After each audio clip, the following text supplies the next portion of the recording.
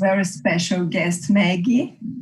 So, oh, sorry, I forgot I have to wait 10 seconds for the transmission on YouTube to start and don't interrupt our transmission. So, in the meanwhile, everybody's getting in. Yes. Well, let's go. So, thanks everyone for your presence here in our special planned event today. Oh my God. Alguém pode fechar o som que está vazando? Talvez seja o seu, Lê. Thank you. Sorry.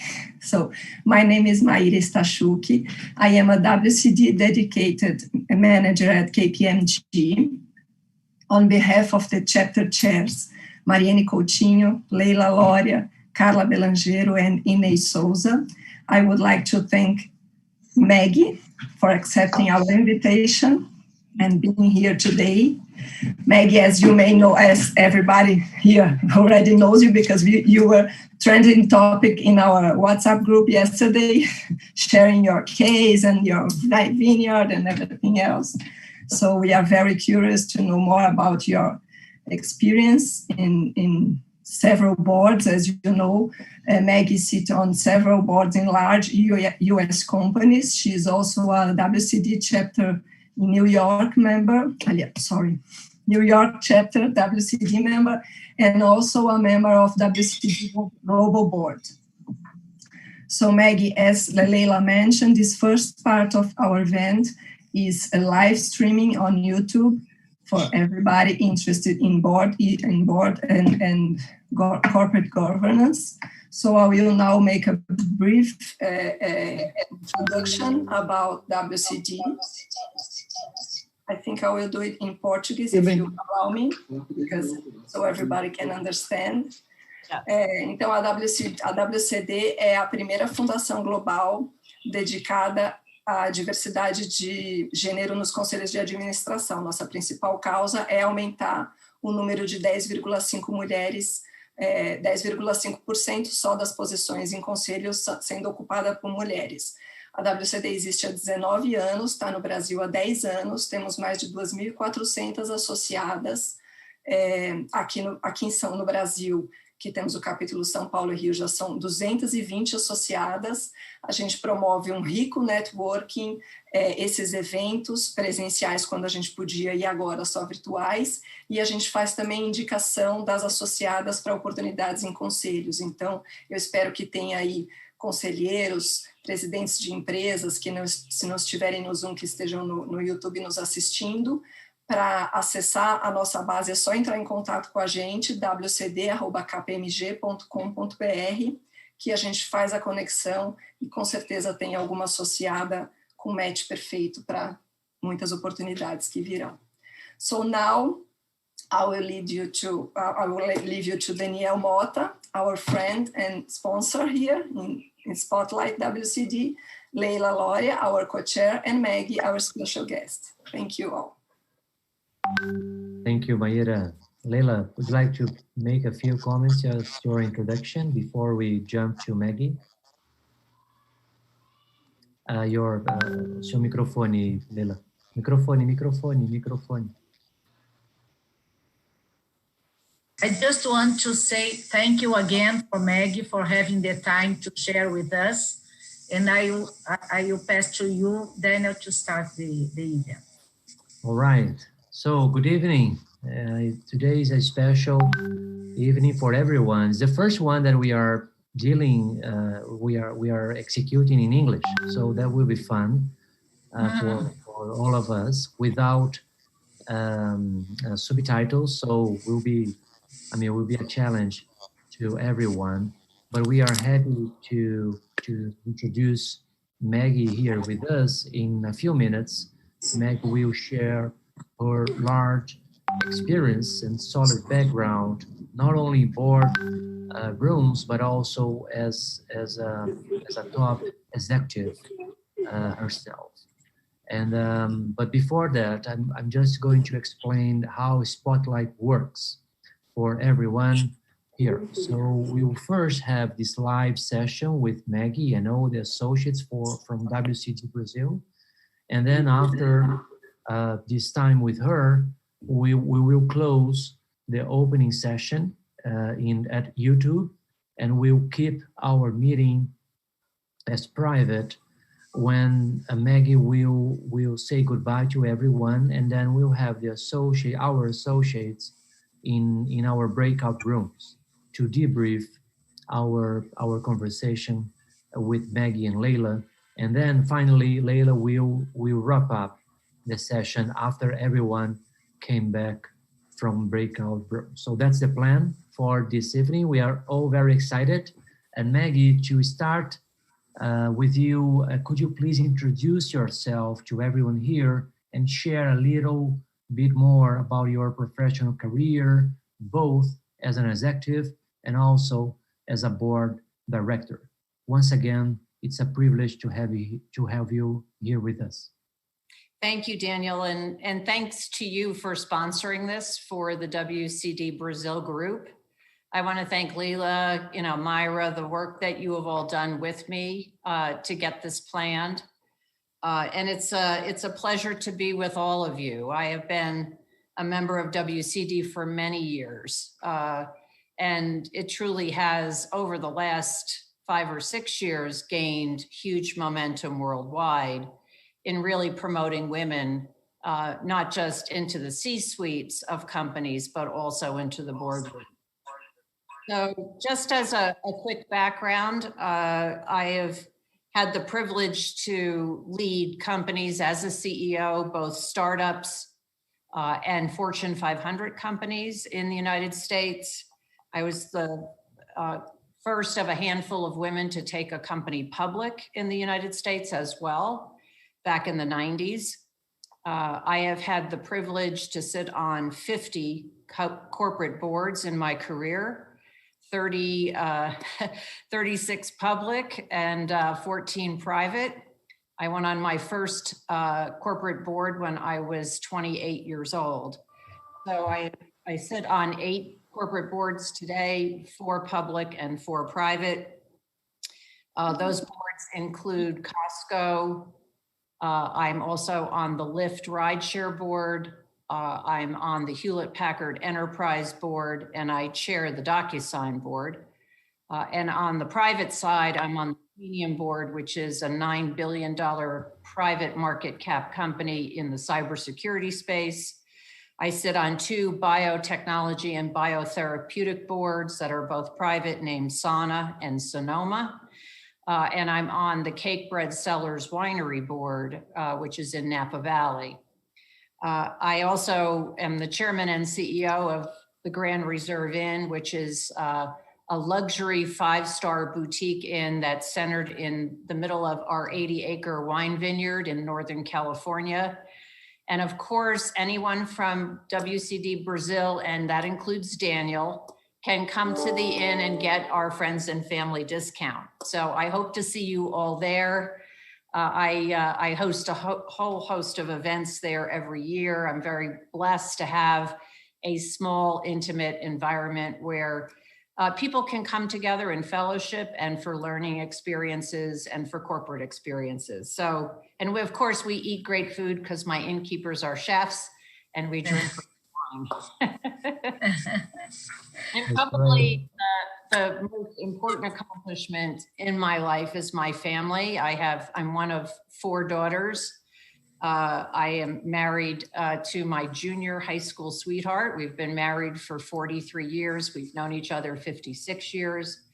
I have 2 boys that are 33 and 35.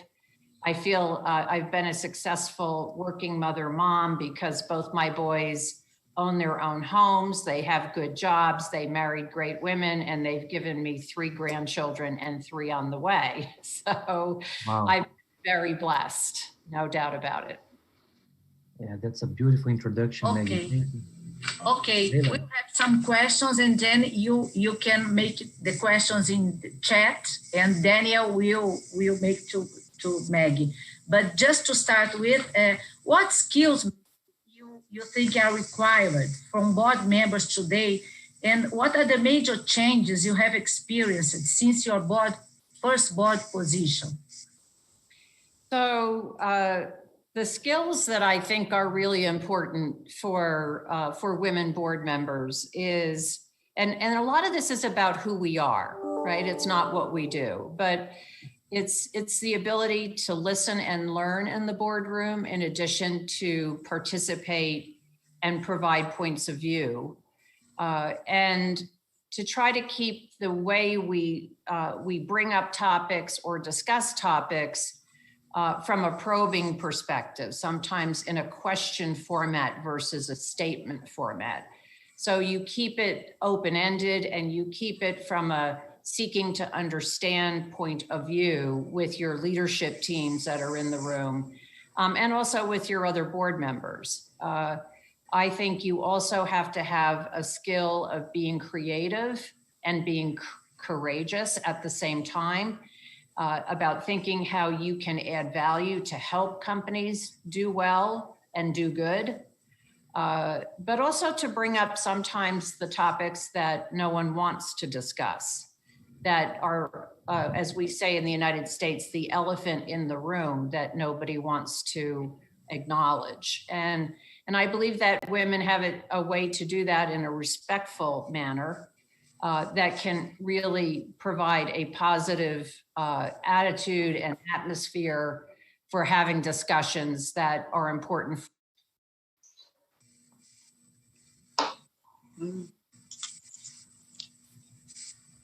Becky, just 1 second. You became mute for any reason. I don't know why. Yes. Maybe because I was talking too much. But I would also say that, you know, when you think about the work of the board, we have to come prepared and do our homework. We have to read ahead of time the materials, formulate our questions, make sure that we bring to the table expertise on the things that we have expertise in, and we allow other board members to have their say on the things that they have expertise in.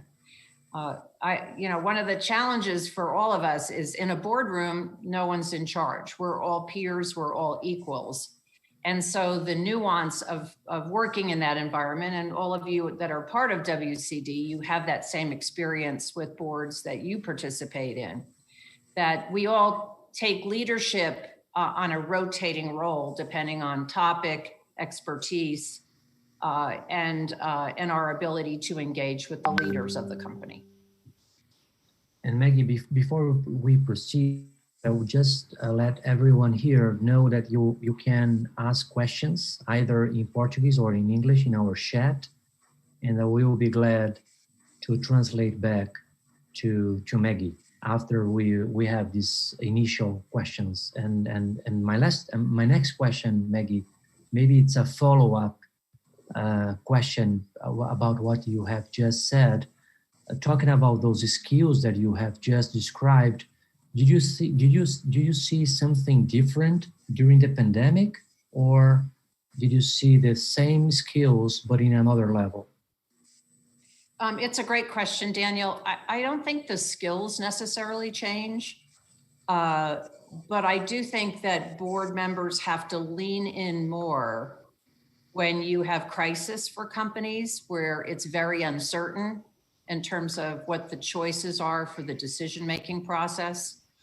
I also think in this kind of an environment, a remote video type environment where you have a lot of people that are participating, there has to be the skill of protocol to give succinct answers, to make sure that you're using the right methods of interruption when someone else is talking or when you want to give feedback on something. I also think that we're looking at shorter durations of board meetings, but more frequent. And I think that also requires going deeper on specific topics that really matter. The last thing I will say is a lot of board members are getting together with each other one-on-one and offline during this time of a pandemic, because we don't have that what we would call in the States serendipity of when you're all in the boardroom together and you take breaks, you have an opportunity to just have relationship building with each other. And when you don't have that opportunity anymore, you have to do that in a more one-on-one remote way. That's great. That's great.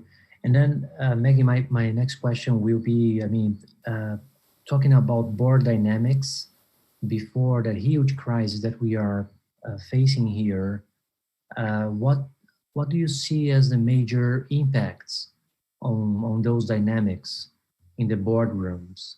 And what came to stay? And what do you think is just in the moment? And afterwards, we will be back on track on the way that the things used to be? Well, I think that work evolves. I think it's an evolution. I do think when you're in a pandemic type experience or an experience where a company is very stressed, that it's revolution versus evolution. So you move quicker on how you change the decision-making process, how frequently you get together, what are the prioritization of the topics that need to be discussed and dealt with. How does the board interact with management differently than they might have otherwise? But I don't think we ever go back to what it was. I think we go forward to what it will be. And I do believe in the next year, once there is a vaccine, once there are better treatments, and we're getting better at that every day worldwide, that we will gather again together in one room. But it won't necessarily be every time the board has to get together. I think you're going to see a combination of virtual meetings like we're having now, and in-person meetings when it's appropriate to do that. So I think a hybrid environment is what we will see. And I also think that we will look at shorter duration and more frequent board meetings like we're having now. I think that will become the norm even when we're back in person. Wonderful. Leila, please. Let's change tracks now. Leila, you're on mute. Yes. Let's talk about ESG. I know will be coming many questions about ESG, but I just want to start asking you, do you really see a real change happening after the investors' demand and recommendation for more diversity and other ESG-related issues in their invested companies and boards, the ones that you've been acting? Did it really change? If you can talk about ESG and diversity, I think would be interesting for us. Yeah, well, ESG is a tendency to be a catch-all, right? So you have to kind of pull it apart. The environment, the social, and the governance responsibilities. And I believe all boards are in different places, and companies are in terms of the evolution of what they're doing in all three categories, how they report on all three categories, and what the outcomes are that they're trying to accomplish in those three categories. And I will give you an example. I look at a company like Costco, right, which is a Fortune 7. It's a $285 billion company. And for many years, Costco has always lived by the motto of doing well and doing good. And they are a very big advocate for maximizing the environment for fresh foods, as an example. And we have put in place in California, where farming is in the Central Valley of California, and we buy a lot of product from that area to sell from a warehouse perspective. And lettuce is a very big product that we sell in Costco. And I think, as you've probably seen over the years, there have been different outbreaks of bacteria or listeria with lettuce that has to be recalled in our country. And what Costco did is they actually bought land in the Central Valley, and we have built a fully automated lettuce growing and manufacturing facility that uses 75% less water than when we didn't have an enclosed automated greenhouse for growing lettuce. Lettuce was simply grown by other farmers out in the atmosphere. And by designing our automated factory, when we put the plants inside that automated factory, from the time that plant is planted to the time it's harvested, no human hands touch any of that lettuce. And so it's a very efficient way of growing lettuce. We get 2 to 3x the capacity of lettuce that's being grown.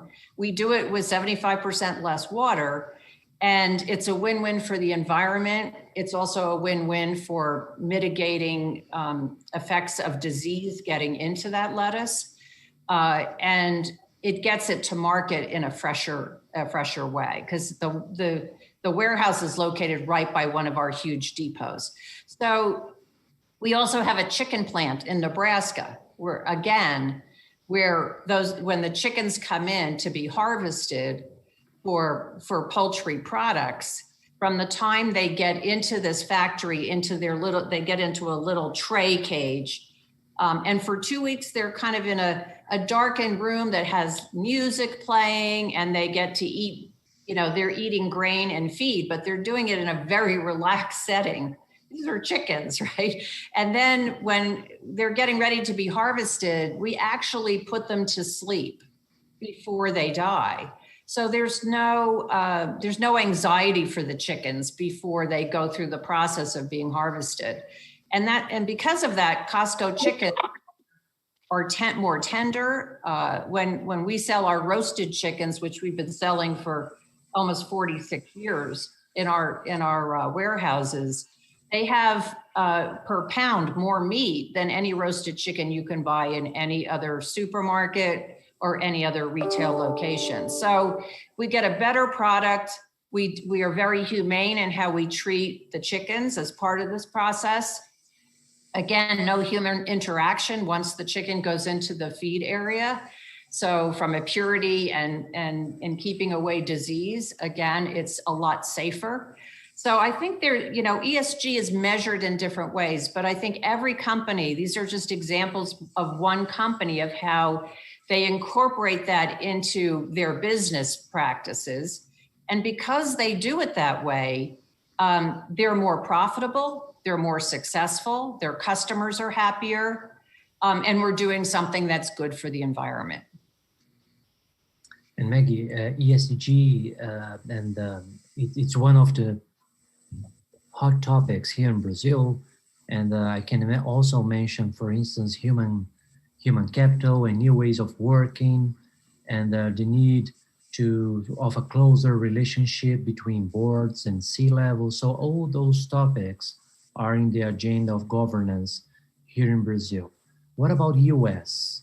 What are the hot topics, in your opinion, right now in US talking about boards? Well, definitely diversity on boards, from a human capital perspective. We have made progress in the United States on women on boards. Some industries a lot better than others. The tech industry has a tendency to be a laggard in this area. Private companies have not moved as fast as public because there is more scrutiny and disclosure at the public level.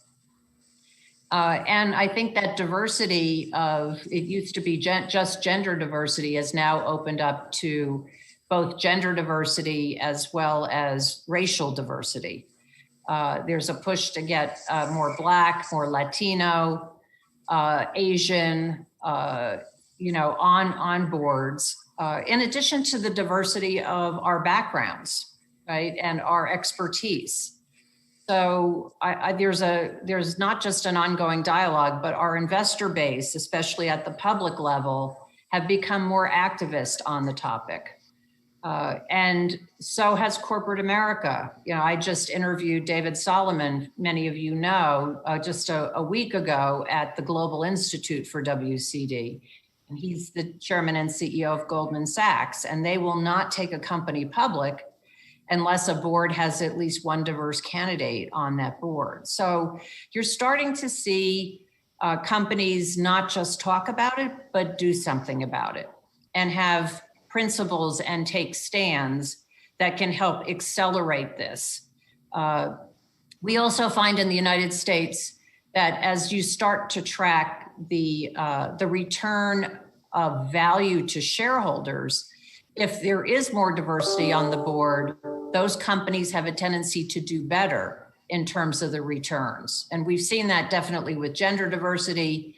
And I think you'll start to see different things being tracked for gender diversity, as well as other forms of diversity that we wind up in our boardroom mixes. And look, I've been a big advocate for getting women on boards for many, many years. And there's still a great debate in the United States as to whether it should be mandated or it should be voluntary.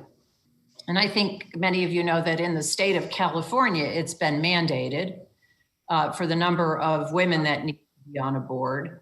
I think you're going to probably see California also take a leadership role in expanding that to racial diversity as well. But I think there's many states that are watching what happens in California, because two of the major industries in the United States, the entertainment industry and the tech industry, are very heavily concentrated in that specific state. And those are two of the industries that had the least amount of diversity. So, there's also a discussion as to whether mandates should be sunsetted. You know, if you have them in place for X period of time, you can get the diversity to be codified. And then do you really need to have mandates after that? So I think it's an ongoing debate, Daniel. I think it'll continue to change. But I think it has been a catalyst to get investors and businesses to really step up on diversity. And do you have figures in your mind? I mean, some numbers about the percentage of women on boards right now in the US? That's one of the questions in our chat here.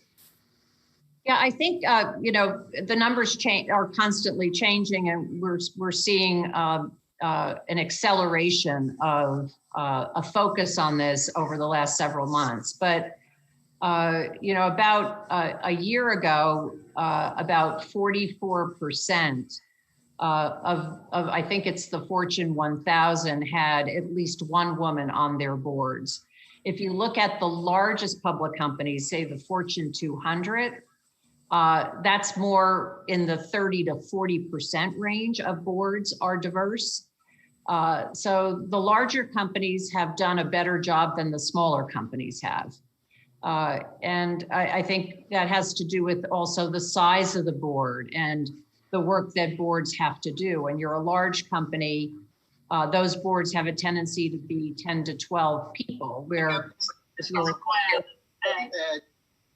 you're a smaller company, they have a tendency to be more like 6 or 8 board members. I also think that term limits have made a difference in a number of companies, and also age limits have made a difference. So we will continue, I believe, to see companies continue to add more diverse members to their boards over the next couple of years. Great, thank you. Thank you, Maria Fernanda, for your question as well. And then I will switch gears again here, Maggie. We have a question from Claudia Pagnano, and she's saying that my question is related to one of your statements from your videos, where you say that being a woman means you have to let go some matters. So Claudia would like to learn from you one let go that you regret. That's a great question, isn't it? Yeah, It's hard to have regrets on letting go. But look we always have an infinite demand chasing a finite resource, which is our time, and how we spend that time. My husband and I made a decision early in my career and his that he was going to take a leadership role in raising our children, and I was going to take a leadership role in my career. And it actually has worked out terrific for us because I married well, and I married a man who is not just my spouse and my lover, but he's also my best friend, and he's my biggest fan, and he has always helped and encouraged me in my career versus not. But that required me to let go. I had to let go of him taking the lead on raising our kids, so making decisions that I might not have made the same way. I've also spent a lot of time on the road, and probably the one regret is always never enough time with my family over the years. The time I do spend with them, though, I'm the mother, I'm the wife, I'm a partner, and I really, up until COVID, have always tried that when I walk across that threshold of my front door, I leave my executive demeanor in the driveway, and I walk in as a mother and a wife, and that's the role I play. And I'm in the moment when I'm in that role. I'm not on my phone, and I'm not distracted.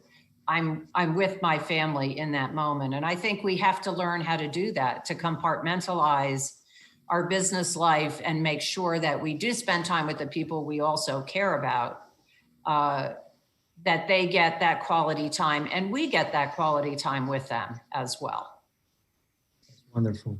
Maggie, Magali Leite has another question here, totally different from the one that I had just made. But Magali is asking about digital transformation and innovation.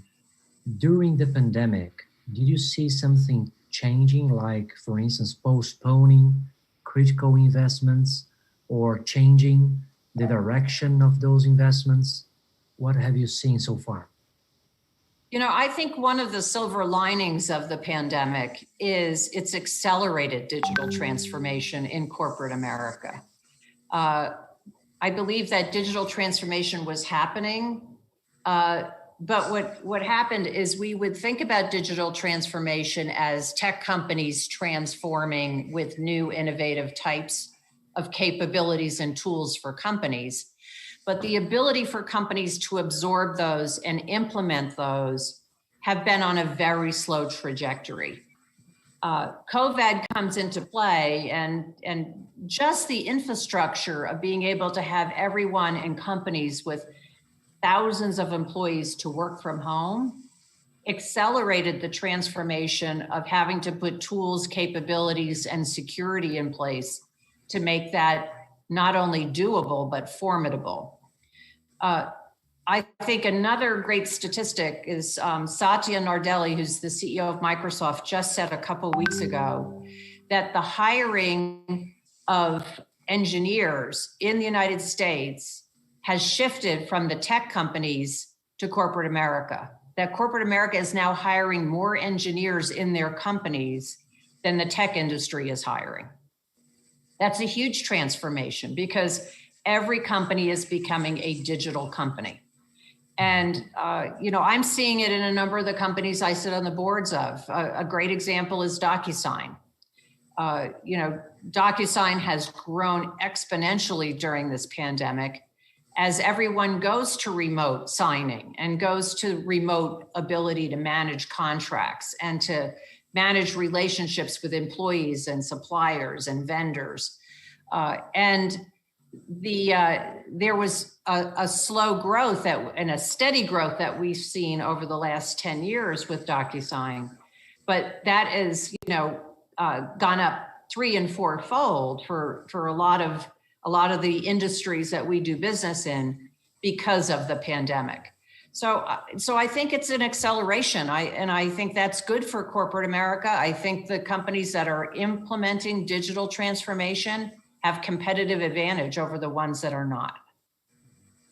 There's a related question here from Maria Elena.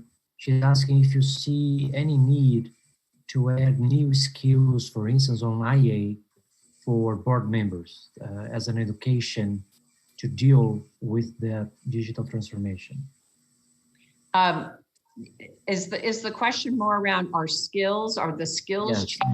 Yes, it's a kind of, yes, upskill. So do you see the need for upskilling board members in digital matters in order to deal with those decisions? Absolutely. I think board members have to understand the benefits of digital transformation to those companies. We have to be, as board members, a watchdog on the employee population. And do we have the right people in the right seats in our companies that have experience to manage digital transformation? I think boards have to be more skilled and more knowledgeable about the security risks. We've seen, with a lot of goodness, sometimes comes the negative, right? And one of the things we have seen in the United States is an increase in ransomware attacks on companies. And we've read about ransomware in the past, and you see kind of the headlines of big ransoms on specific companies. There's now a lot of small ransomware going on. And our digital enemies and digital thieves, I call them, are more sophisticated. They're smarter. And they're learning where the vulnerabilities are, and they're learning how to exploit those vulnerabilities. So companies and boards have to be proactive and stay ahead of that and understand what that means. And I also think that there needs to be a focus on the dark web and what happens on the dark web, because it's sort of the entrepreneurial tech environment for the bad guys. And you have to understand their mindset, and it's like their own capital markets. So we have to know how that works, and we have to watch the trends of vulnerabilities that are getting exploited, and where the bad guys are spending time on the dark web. Mm-hmm. So we can close the loopholes in our companies. Mm-hmm. That's great. Sergio Midlin here, Maggie, is asking you, how do you see age limits on boards? It's a great question. Right now, age limits in the United States is the primary way that board refreshment takes place. We have seen age limits were usually around 70 years old. And over the last 5 years, that has increased to 72 to 75. I think it's because of longevity. People are working longer than they were before.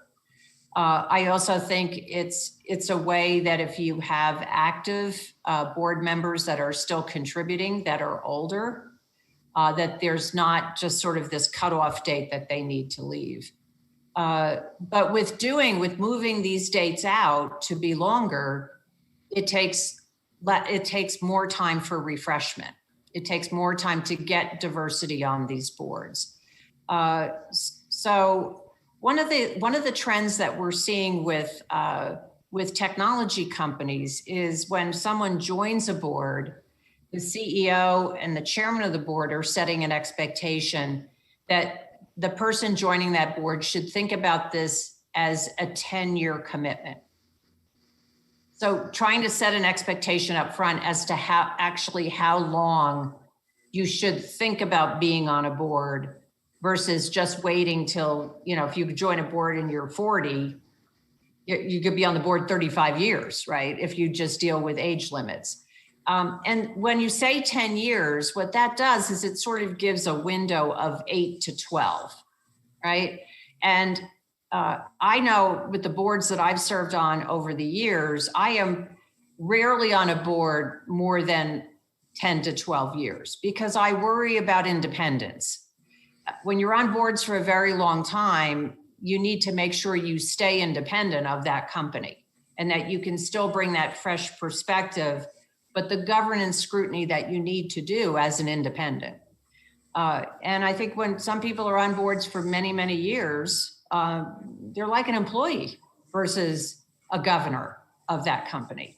So trying to set those expectations up front, even if they're soft expectations, I think is really helpful to have the board member be aligned with the governance of what the company wants from their board members. Great.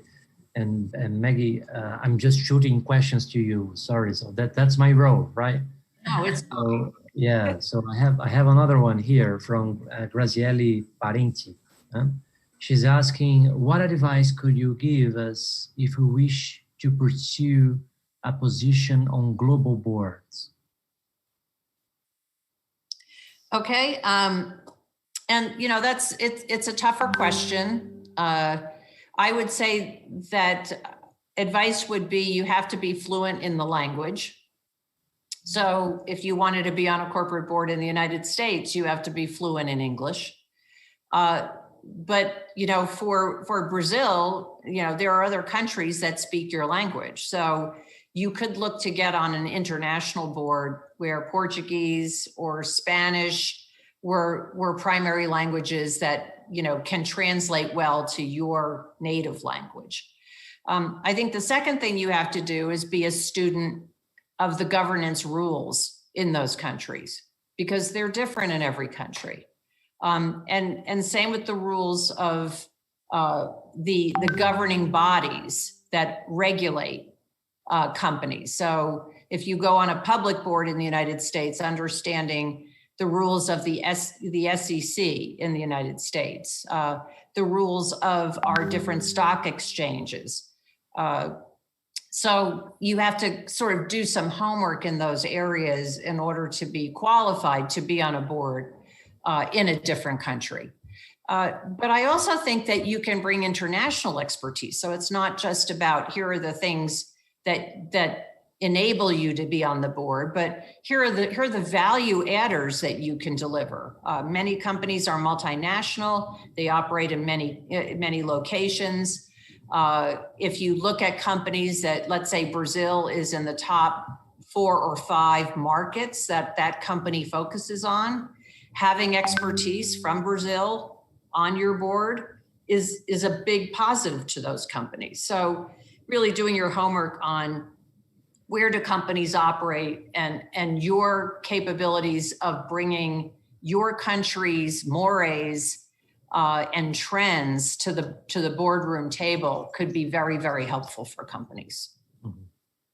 Wonderful. Maggie, Fernanda Siqueira has another one here. So in your opinion, and being in a developed country, what stops women from growing in the career? Is there anything that we as women could be different in our professional career? It's a great question. My knee-jerk reaction is we got to get the men out of the way. But yes, I do think, and again, I've always lived by the motto that the only person responsible for my well-being and my success in business is me. It's nobody else's responsibility but mine. And I think in many cases, women put their career in the hands of other people and have an expectation that those other people are going to recognize the goodness of what we do and will promote us. And I believe that we have to promote ourselves, and we have to make sure that we are being measured with quantifiable measurements of value creation for a company. So in my career, I always would sit down with any boss that I had, and I'm sure none of you in your careers have had bosses that weren't very good. I'm being facetious here. We've all worked for people that are not necessarily the best leaders of people. And so I never wanted to have a boss that actually wasn't necessarily all that great determine whether I was going to do well or not. So I would always sit down with my leaders and I would define with that leader what my success looked like. And I always brought the list to the table. And I would say to my bosses, here are the 5 things I want you to measure me on. And here are the measurements. And here's what I'm committing to deliver to this company in the next 12 months. And that's what I want you to hold me accountable for. And that's what I'm gonna hold myself accountable for.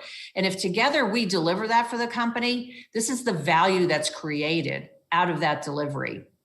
And my expectation would be I get rewarded for that. And having those conversations up front with our bosses actually defines a level playing field for women to be measured appropriately based upon results, not based upon opinion or not based upon bias. And I moved forward very quickly in the companies where I did business because I was measured on results. I delivered tangible, quantifiable, and measurable results in every job I have. And I think a lot of times women don't take the initiative to own that for themselves. They let somebody else decide what success looks like. And I think the more women can do that, the faster we will move within companies and the faster we'll move up. The other thing I will say is women have a tendency to talk themselves out of opportunities. We look for the downside in the opportunity, not the upside. And especially when it means taking risk and getting out of your comfort zone. I personally have never had that problem. I have never met an opportunity where I didn't think I could do it.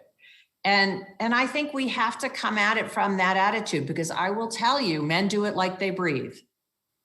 So, and so every job that I've taken that I haven't had experience in have been the biggest growth opportunities for me and the most fun.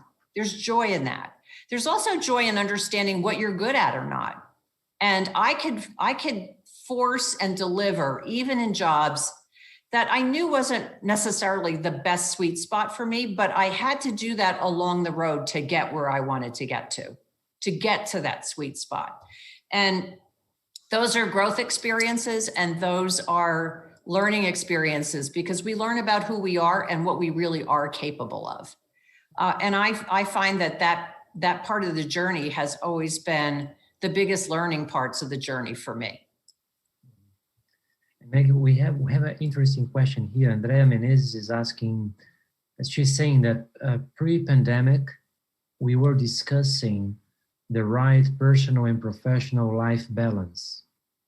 And that's one of the causes, you know, of low gender diversity in board rooms and also in C-suite. After the pandemic, looks like that we're solving that problem with flex office, for instance. So in the boards that you are serving, how the boards are discussing new working models, new ways of working, and how fast do you think those changes will be implemented? It's a really good question. You know, I think we had definitely more of a separation between work and personal lives before the pandemic. When you wind up working from home, your home becomes your work environment, but it's also your home environment. And for a lot of women who take the lead in raising children or taking care of older parents, or younger women who have young children at home that are school age that haven't been able to send their kids to school or having to do homeschooling in addition to work. And our homes in many cases are not set up for having work and life interact and intercede with each other. They don't have private spaces to have Zoom calls, right? They don't have the environment where kids aren't running through the room or interruptions. And I know the companies or the boards I sit on in the United States, we recognize that, and we're trying to help our employees with that regard. We see that Gen X and boomers are in better places than our millennials and Gen Y employees that are younger, that are more stressed in this work-life balance environment. And several of the companies that I sit on the board of, we're providing actually extra money, a stipend to those environments where the folks don't have the right environment in order to concentrate for childcare, for elder care, for the ability, setting up a home office on behalf of those employees, of finding local space in suburban America where you can drive to an office, but it's within 20 minutes of your house. It's not a 2-hour commute. And it's a small 1-story retail facility that's been transformed into a social distance office environment where you can have these little satellite groupings for employees to go to versus having to go vertical in very large buildings in big cities. So there's a lot of innovation going on in the United States to try to protect that work-life balance and to protect productivity of the workforce. And I think that we're going to continue to see innovation in that area. That's great. Maggie, we have a question here by a man. Sergio Minelin is asking, how does the presence of women on boards is affecting men on boards? I think we're making men better.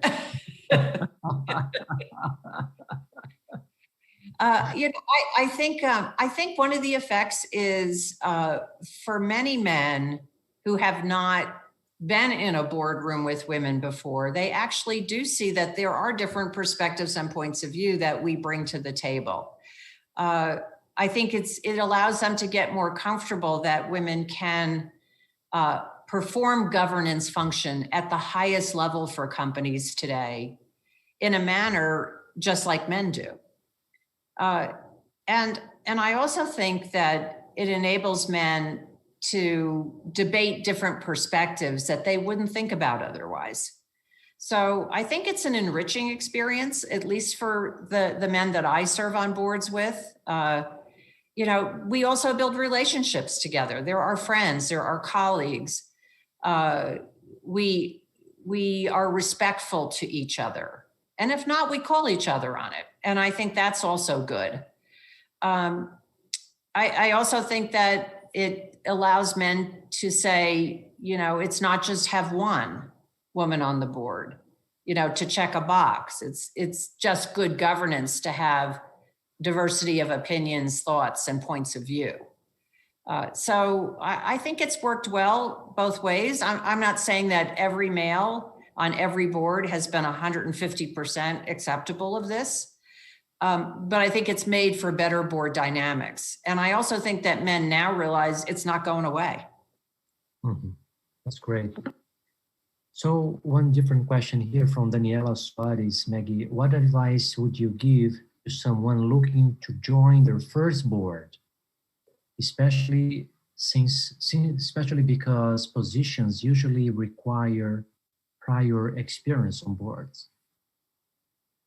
Well, every board member who's on any board of a corporation went on their first board at one point in time.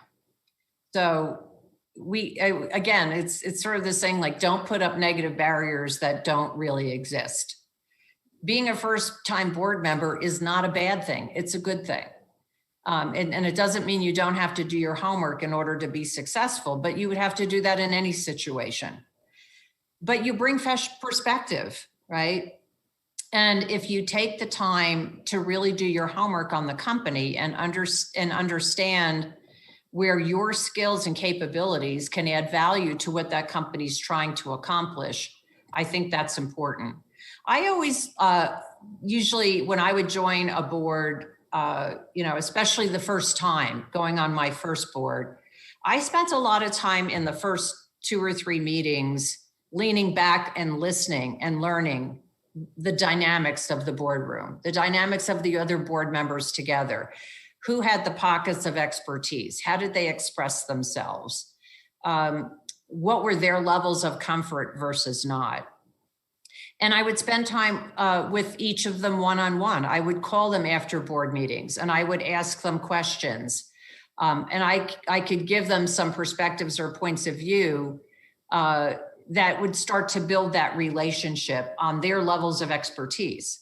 I would also do the same with the CEO and with the CFO and the general counsel, because they're sort of the three major folks in a company that interact with the board, and in some cases, presidents of companies.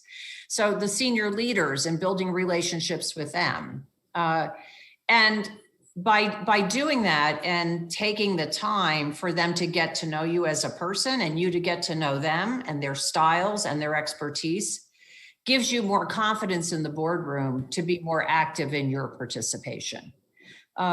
But I think that we can't be afraid that thinking, we can't have the mindset that being new means you don't know.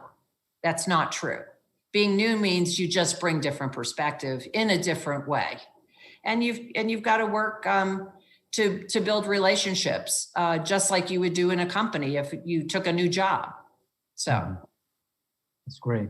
Great answer. So Fernanda Siqueira has another question here, Maggie, and that's a bit more personal. So feel free to explore in which way you want. So she's asking that based on your experience as a board member, have you felt any kind of discrimination yourself? And if so, what did you do? How do you think we could avoid this as women?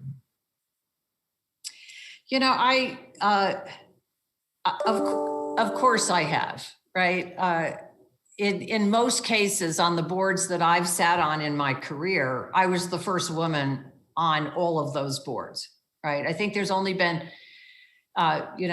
a handful of boards that I've joined in my career where I wasn't the first woman. So you can feel the environment. You know that when you're the first of anything, there's a lot of scrutiny as to who you are and what you do.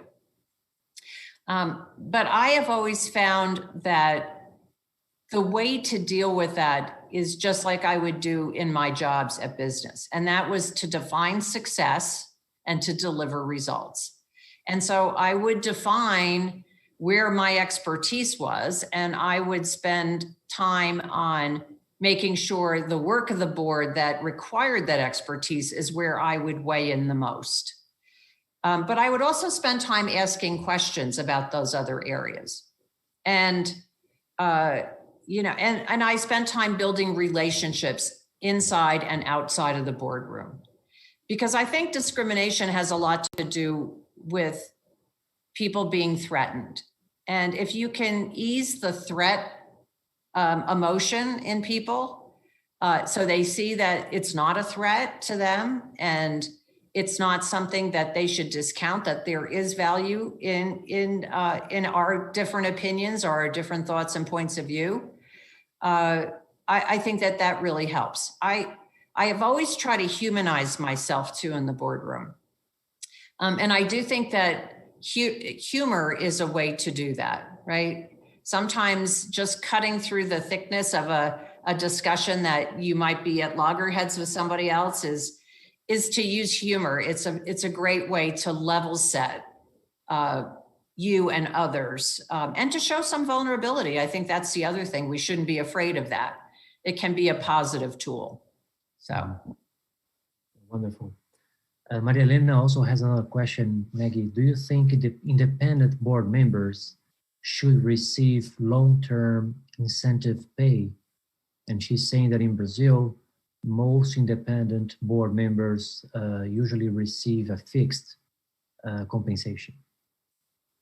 Well, in the United States, we receive usually for public boards, right? We receive fixed compensation from a cash perspective for usually the number of board meetings we attend and a board fee for being on the board.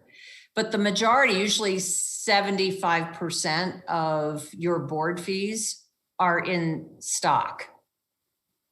So you're basically aligning your board members with your shareholders.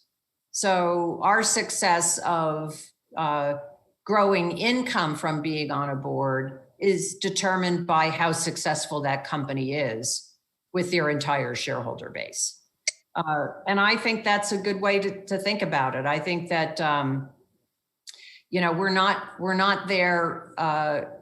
We serve at the pleasure of our shareholders. And in the private sector, in private companies, those shareholders are typically founders and could be families that own those companies.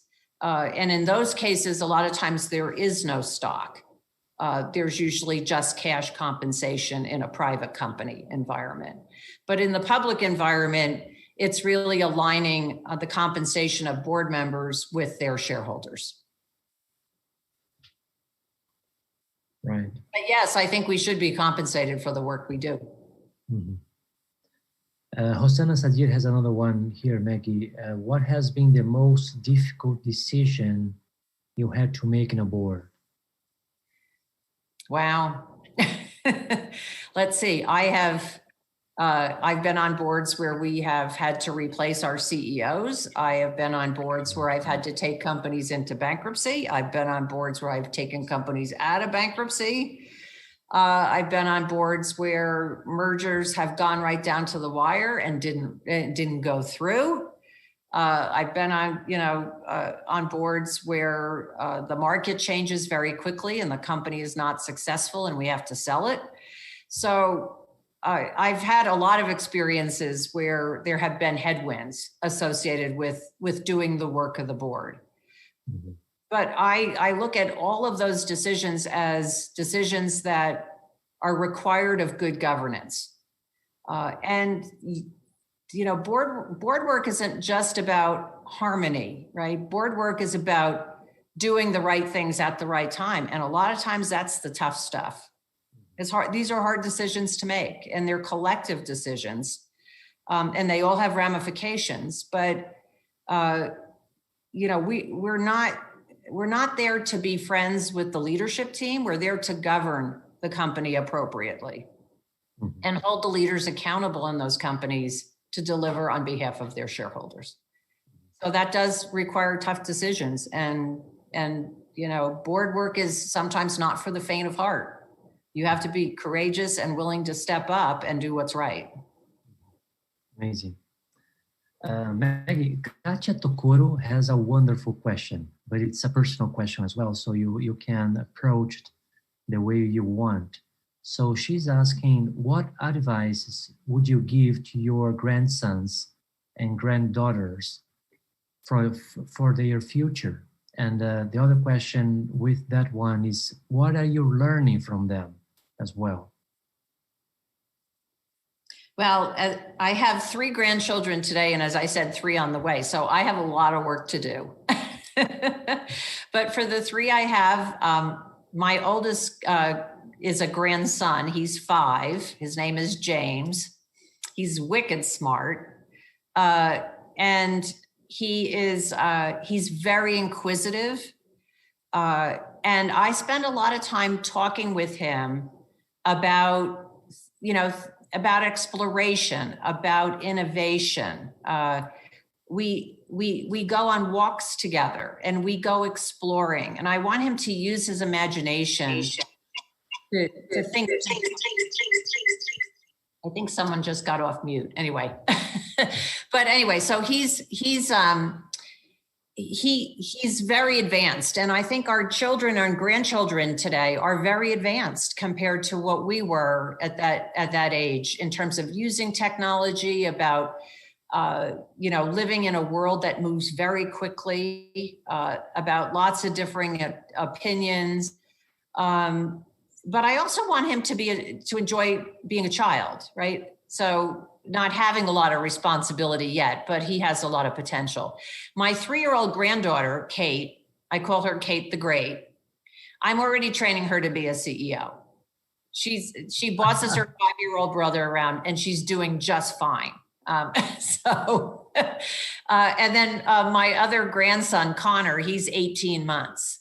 So he's still in the formative stage reading books to him and having him point out pictures to me is all we're getting at the moment. But I've got big plans for all my grandkids. It's just like my two sons. I raised two boys, as I said before, who, have a lot of respect for me, not just as their mom, but as a business leader.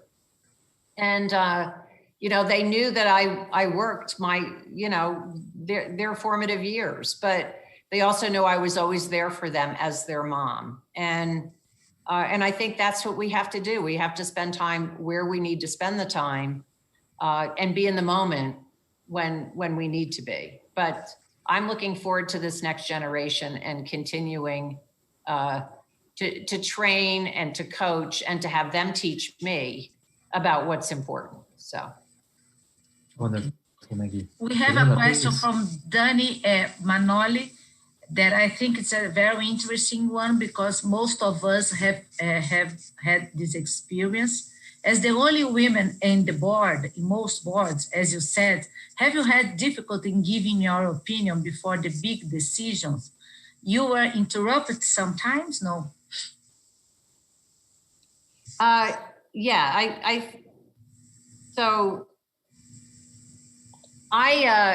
I think we've all been in those situations where we start to say something and a man will start to talk over us and not let us finish our thought. Or we will say something and about 10 minutes later, a guy says the same thing and everybody sort of jumps on the idea, right?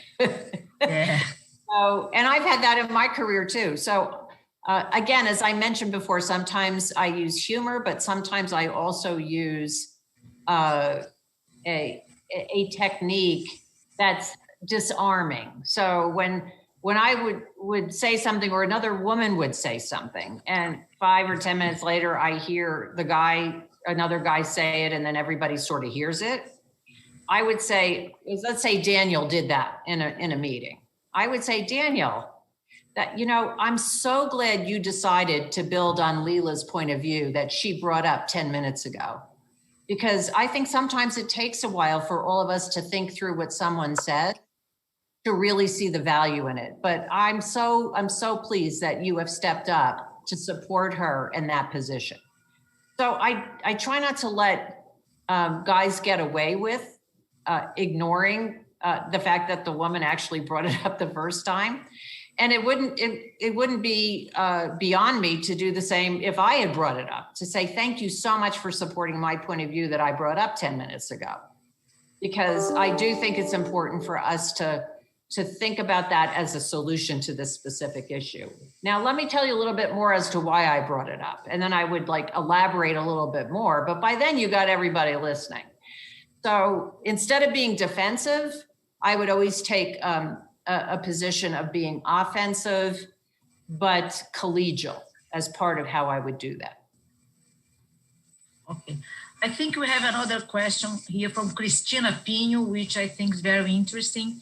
Do you think some of the female skills are now better evaluated after the performance of some women during the crisis of COVID-19? Yeah, I do think that what we think about traditionally as, women's skills have been important during this pandemic, because I think women in the boardroom also understand as wives and mothers and daughters, some of the challenges that the workforce has in this environment, in terms of raising families simultaneously with working, or the right kind of environment at home for work, or aging parents that have to be taken care of, or multiple generations that live in the same household. So I do think that we can have a better connectivity to explain and have a discussion in the boardroom that can lead to what are good ways for that company to help support the workforce in this kind of a stressful situation. There's a lot of discussion too about mental health, in terms of burnout and anxiety, how long this has lasted and will continue to last. And In families, there's, in the United States, and I'm sure it's the same in Brazil, there's a lot of small businesses that have been impacted, that have been devastated by this pandemic, and their families. And I know I've done this, and as a board member, encouraging companies to also raise money for the right kind of technology in our underprivileged households. So children do have access for online remote learning, and that parents do have, computer setups that can work for working from home appropriately, and giving allowances or buying those products on behalf of our employees. So they have the best chance to be successful in kind of a stressful environment today. There is another question from Sergio. Might aligning board members with shareholders leave the stakeholders behind? How about stakeholders capitalism? What kind of stakeholders are we talking about? I think he's talking about, Sergio, you want to explain better your question? Well, I'm talking about different stakeholders, the employees, suppliers, customers, the general society. There's a lot of talk now about stakeholder capitalism. Yeah. How are boards facing that? It's a great question, Sergio, because I think one of the things that we are talking about in our boardrooms are corporate America can't be all things to all people, right? What we have to do is to really think about how the constituents, we have healthy communities. That's important to us as businesses, because healthy communities mean individuals can rise up and they have a level of income that enables them to support products, or they have a level of education that enables us to hire great employees. Or when communities are healthy, customer bases are healthy in those communities for products and services. So I think what we have to do as boards is make sure when we are thinking about our stakeholders and what our accountabilities are to those stakeholders, it's in the best interest of the stakeholder and also the company for our shareholders. And we have to tie it back to creating value and having a value equation that works with our stakeholders. And great companies do that, and they do it unequivocally. Back to Costco, through the entire pandemic, we did not have the luxury of shutting our warehouses down and have everybody remote work. We had to have our employees, we have 280,000 employees, had to come to work. So putting the right protocols in place to keep them safe. For our employees that were 65 or older, we paid them full pay to stay home. For our younger employees and our employees that came to work, we also paid them hazardous duty pay. We increased their pay by several dollars an hour to make sure we made up for that. If you think about Costco today, since March, we have paid close to $1 billion in hazardous duty pay to our employee base. And nobody told us we had to do that. We did it because it was the right thing to do. So we do look at employees as stakeholders and taking care of them. We do look at our communities and keeping our warehouses open so people had access to food and capabilities that they needed to live their lives. We looked at our communities as stakeholders, our members as stakeholders, making sure that our members had access. We had senior hours where Monday through Friday, and it's still in place today, you can shop at Costco from 9 to 10 o'clock in the morning before Costco opens if you're age 60 or older at any of our warehouse locations.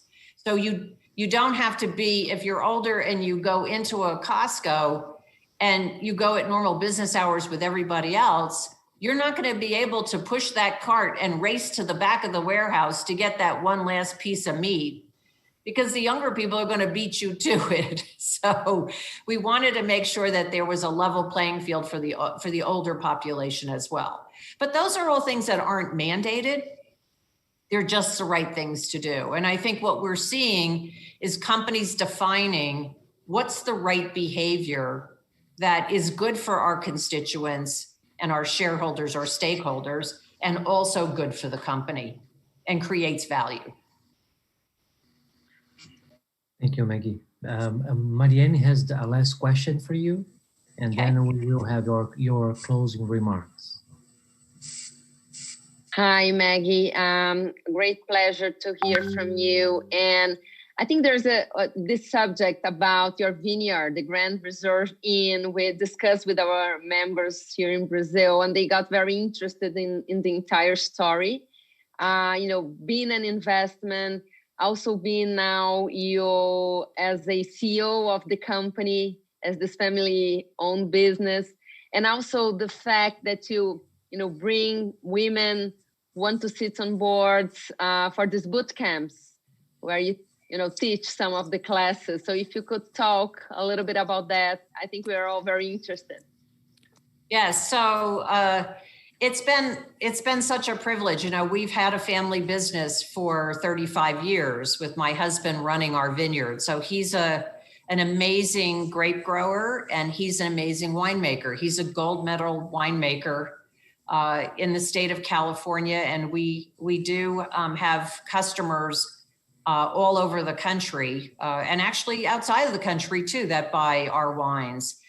And having two sons that grew up on the vineyard, helping their father with the harvest, with planting, with pruning, with disking, with taking care of the vines so we would have a good crop every year. My two older boys, even though they work different jobs, still come back during the harvest and help their dad. Last week, my younger son, Danny, who lives in Dallas, Texas, he works for Boston Consulting Group in the gas and energy field. He took, 4 days off from work, his vacation, and he took his 5-year-old son out. And I had 3 Wilder generations working the harvest this year together. And I think that's what's special about family businesses is having the family participate in something that they can create value and build value. And I built the inn about 3 years ago. We have, as I said, the winery. So we sell wine, we make wine, we have a tasting room. So we are a hospitality business with guests and have been for 17 years. But just adding a 6-suite 5-star inn to the property just adds one more level of capability of hospitality where we can have chefs that cook wine pairing meals and farm to table for our guests, and experimentation with new wines that Jay makes, because we think it is all about wine and food. It's not just about the wine. And it's also another revenue stream where if my boys in the long run decide they want to go into the business full time, there are revenue streams to support both of my boys to do that. So from a family strategic plan, we're not going to ever force either of our children to run our business. That's been sort of my husband's avocation and mine. But we always wanted them to have optionality. And we teach them to be good owners of the assets, because regardless of whether they run it or not, they're going to inherit and own these assets. And so I've actually set up a small board to teach my children how to be good stewards of the assets. And I also then have a format that I can have women gatherings and corporate gatherings at the inn and be able to share that environment with others, and to have people build friendships and build networks. And I bring people together that they wouldn't get a chance to know each other otherwise. So I think we should do a WCD Brazil event at the inn. And I can invite a lot of my great women and men board member friends from the States, and you can get to know a lot of them and they can get to know you. So We also have a vineyard house on property with 2 suites. We have a farmhouse with 3 suites. We have a very small boutique hotel that has another 30 rooms. So we can handle the whole group. Great. Amazing. So Maggie, please, your closing remarks. Yes, well, first and foremost, I want to thank all of you for taking the time today and to spend time with me, because I do think that we can all learn from each other. And hopefully I've given at least one little vignette of something that you can do in your jobs or do on your boards that will help you be more effective and help you have better joy in the work that you do every day. Let's not forget, we bring the best hours of our day to the work that we do. So we need to enjoy it, and we need to get a lot out of it for ourselves, in addition to giving a lot for others. And that's how I would sort of end it. I think at the end of the day, we're all here for each other. And I've lived by the philosophy that the Lord gave me 2 hands, right? One to move myself forward, and the other to yank another woman right behind me. So that's how I'll end it for all of you. And Daniel, I want to thank you. You know, sometimes we're the token in the room, but you, I see Faldini, I see Sergio. It's great to have great men participate in this as well. Our pleasure. Thank you very much, Maggie. All of us are very happy to have you here. And I'm sure we're going to go someday in your vineyard to know your board member friends. Okay, that sounds great. Enjoy your breakouts and enjoy your wrap up. Take good care, everybody. Bye-bye, Maggie. Nice to see you. Thank you. Nice to see you. Thank you. Bye-bye. Vamos para Califórnia, gente.